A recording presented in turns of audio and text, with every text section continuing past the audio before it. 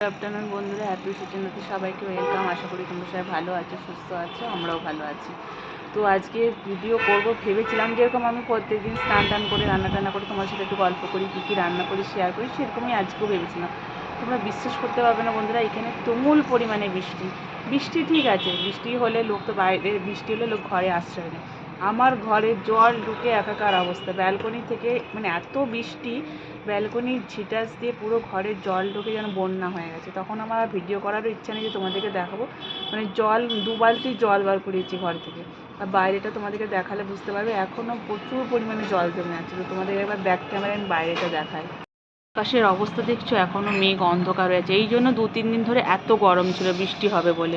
আর দেখো বাইরে, দেখো দেখেছো, দেখো কেমন জল, দেখো পুরো জল, পুরো বাড়ির সামনে রাস্তা ফাস্তা পুরো জলে ভর্তি। কারণ এই দিকটা নিচু, ওইটা মেন রোড, ওটা তো উঁচু, এটা নিচু, সব জল এখানে জমা হয়েছে। দেখো ব্যালকনিতে এখনও অনেক জল আছে, কি পাইপে জ্যাম হয়েছে নাকি জানি না। আমরা তাও খুঁচিয়েছি লাইট দিয়ে, মানে ঝাঁটা দিয়ে দিয়ে, তাও ঠিকঠাক করে জল মানে বার করাতে পারিনি।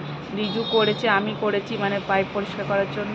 তারপরে রিজু মগ দিয়ে জল ফেলেছে ব্যালকনির থেকে।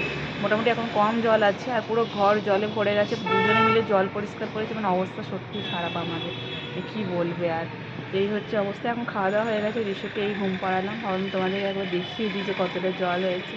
তো চলো আজকের মতো টাটা, এটাই আপডেট দেওয়ার ছিল, পরে আবার ফিরে আসছি।